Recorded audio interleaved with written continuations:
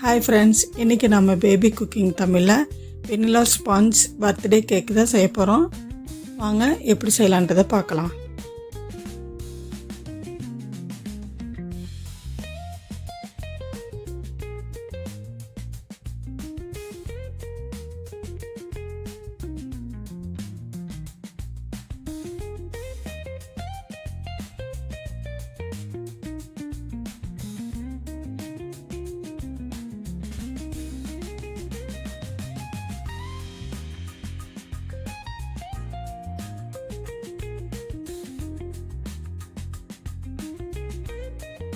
இன்றைக்கி 1 kilo birthday cake தான் செய்ய போகிறோம்.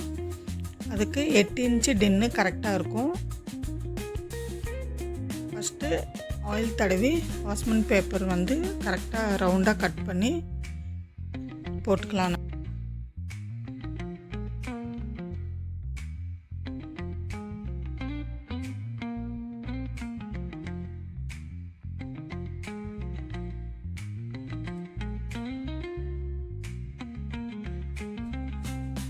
சுகரை பவுடர் பண்ணிவிட்டு அதுக்கப்புறம் நமக்கு என்ன தேவையோ அந்த அளவு சுகரை அளந்து எடுத்துக்கோங்க.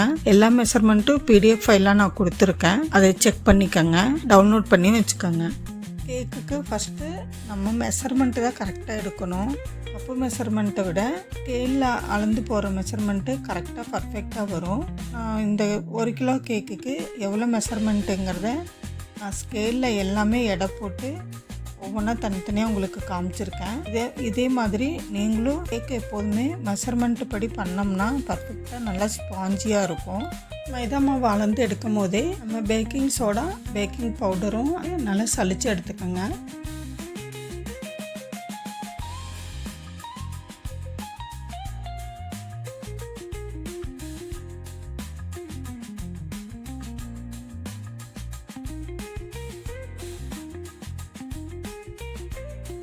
பால் 100 ml தேவைப்படுது. நான் ஃபஸ்ட்டு அளந்து எடுத்துட்டு நீங்கள் கரெக்டாக 100 ml பாலை அளந்து எடுத்துக்கோங்க. அது காய்ச்சி அரைவச்ச பாலாக இருந்தாலும் பரவாயில்ல, பச்சை பாலாக இருந்தாலும் பரவாயில்ல. நம்ம பேக்கு தான் பண்ண போகிறோம், அதனால ஒன்றும் பிரச்சனை இல்லை.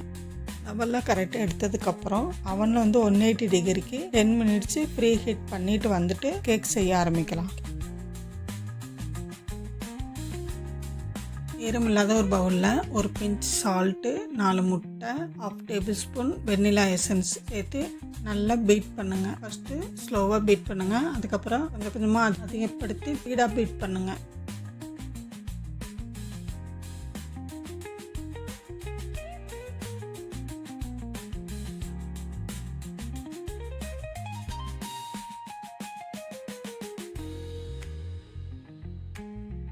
நல்லா பீட் பண்ணிவிட்டு நம்ம முட்டையோட எல்லோ கலர் மாதிரி கொஞ்சம் லைட் எல்லோவாக வந்ததுக்கப்புறம் சுகரை ஆட் பண்ணுங்கள். கொஞ்சம் கொஞ்சமாக போட்டு பீட் பண்ணுங்கள். சுகர் நல்லா கரையணும். வீட்டில் மிக்சியில் அடித்த சுகராக இருந்தால் நல்லா கரையிற அளவுக்கு பீட் பண்ணி எடுத்துக்க.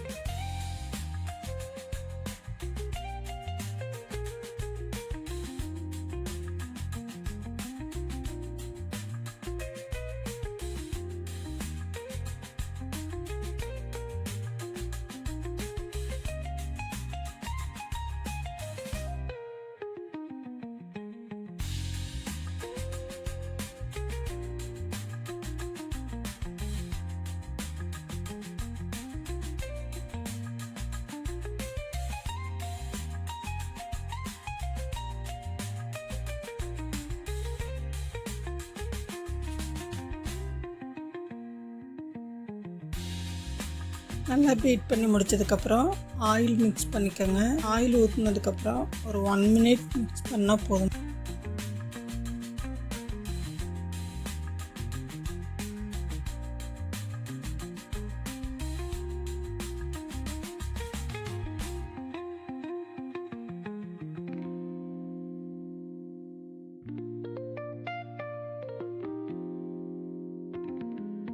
சுகர் நல்லா கரைஞ்சதுக்கப்புறம் விஸ்க் வச்சுக்கோங்க. மைதா மாவை கொஞ்சம் கொஞ்சமாக போட்டு விஸ்கில் மெதுவாக கலக்கி கொடுங்க.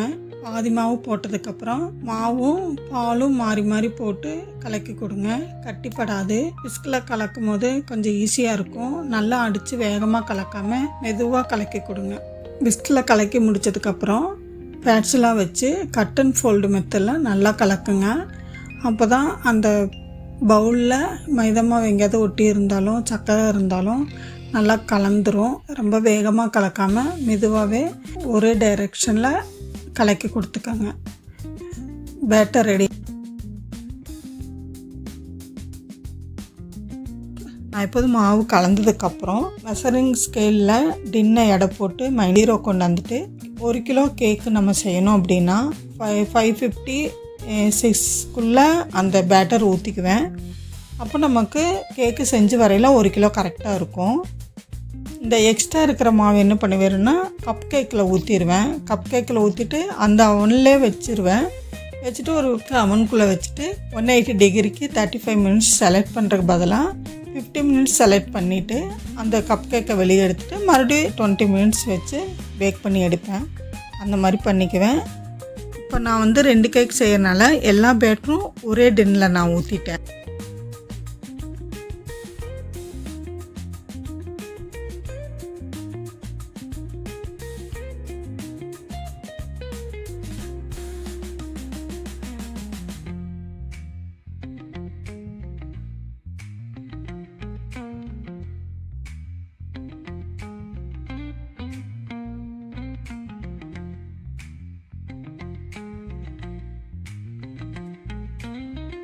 பவுலில் 1.25 கப்பு விப்பிங் க்ரீம் எடுத்துக்கோங்க. விப்பிங் க்ரீம் வந்து இந்த மாதிரி லிக்விடாக இருக்கணும். பீட்டர் வச்சு ஒரு 1 மினிட் ஸ்லோவாக பீட் பண்ணிவிட்டு அதுக்கப்புறம் கொஞ்சம் ஸ்பீடு வச்சு பீட் பண்ணிக்கோங்க.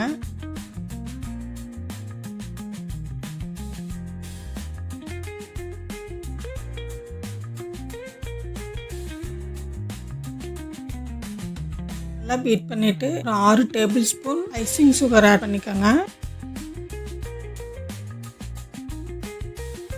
க்ரீமில் நல்லா பீட் பண்ணதுக்கப்புறம் 1/4 teaspoon vanilla essence, 2 drops rose milk syrup. எனக்கு கேக் மைல்டான கலரில் வேணும், அதனால் நான் ரோஸ் மில்க் சிரப் சேர்த்துருக்கேன். உங்கள்கிட்ட என்ன கலர் இருக்கோ அதை ஆட் பண்ணிக்கோங்க. நல்லா பீட் பண்ணுங்கள். நல்லா ஸ்டிக்கியாக வர்ற அளவுக்கு நல்லா பீட் பண்ணுங்கள். நம்ம இந்த பவுல் எடுத்து கவுத்தோம்னா க்ரீம் கீழே விழுகக்கூடாது. இந்த பீட்டரில் இப்படி தொட்டு எடுத்தோம்னா இப்படியே குச்சி மாதிரி இருக்கும். அந்த அளவுக்கு நல்லா பீட் பண்ணிக்கோங்க.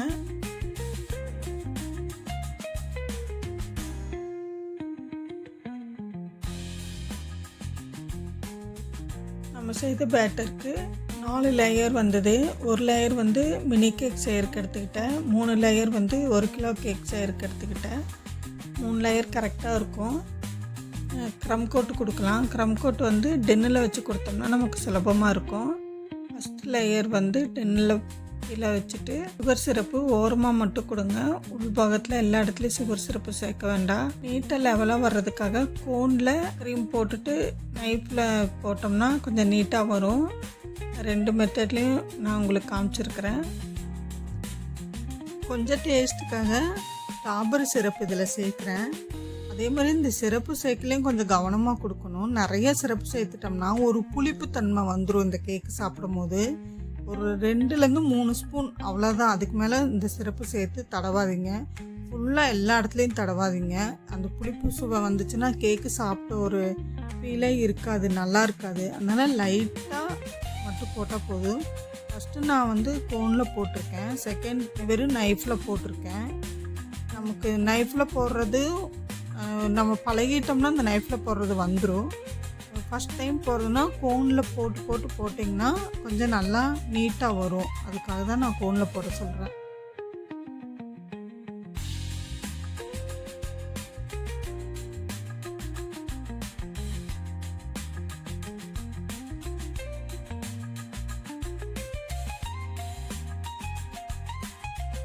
மூணு லேயர் கொடுத்து முடித்ததுக்கப்புறம் கேக் அட்டையை டென் மேலே கவுத்து அப்படி திருப்பிட்டோம்னா நல்லா நீட்டாக வந்துடும்.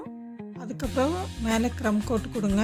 ஃபஸ்ட்டு கோட் கொடுக்கும்போது கொஞ்சம் லேசாக கொடுத்துட்டு ஃப்ரிட்ஜில் ஒரு 1 ஹவர் வச்சு எடுத்துகிட்டு அதுக்கப்புறம் மறுபடியும் கோனில் போட்டு க்ரம் கோட் கொடுத்தோம்னா கொஞ்சம் நீட்டாக நல்லா பர்ஃபெக்டாக இருக்கும்.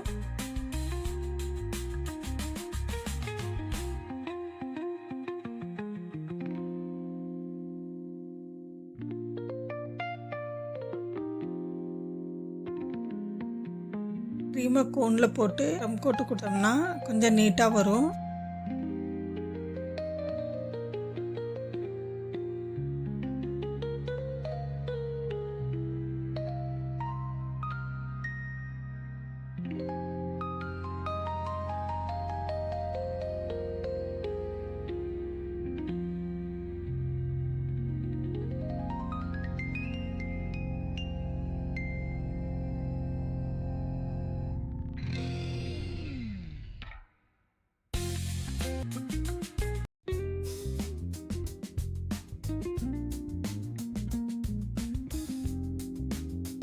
செகண்ட் வெறும் நைஃப்பில் போட்டிருக்கேன். நமக்கு நைஃப்பில் போடுறது நம்ம பழகிட்டோம்னா அந்த நைஃப்பில் போடுறது வந்துடும். ஃபஸ்ட் டைம் போடுறதுன்னா கோனில் போட்டிங்கன்னா கொஞ்சம் நல்லா நீட்டாக வரும். அதுக்காக தான் நான் கோனில் போட சொல்கிறேன். புதுசாக வீலில் வச்சு நம்ம க்ரம் கோட்டு கொடுக்கும்போது ரொம்ப இந்த அட்டையெல்லாம் நகுரும், ஒரே இடத்துல நிற்காது. அப்போ வந்து கேக் அது மேலே வச்சு க்ரம் கோட் கொடுத்துட்டு நம்ம அந்த அட்டையில் எடுத்து வைப்போம். இல்லாட்டி இந்த அட்டையை வச்சுட்டு செலோ டேப் 2 ஒட்டிட்டு அதுக்கப்புறம் இப்படி க்ரம் கோட்டு கொடுத்திங்கனாலும் அது ஈஸியாக இருக்கும். அந்த மாதிரியும் கூட ட்ரை பண்ணுங்கள்.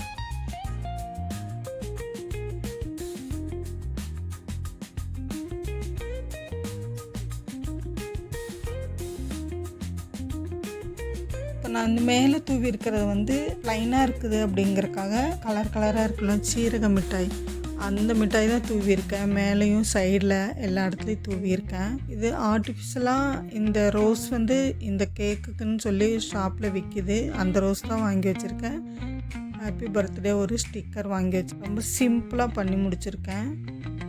உங்களுக்கு இந்த டிசைன் பிடிச்சிருக்கான்னு சொல்லுங்கள். 4 லேயர் சொல்லியிருந்தேன் இல்லையா, அந்த சின்ன ஒரு லேயரில் தான் நான் இந்த சின்ன கேக் செஞ்சேன்.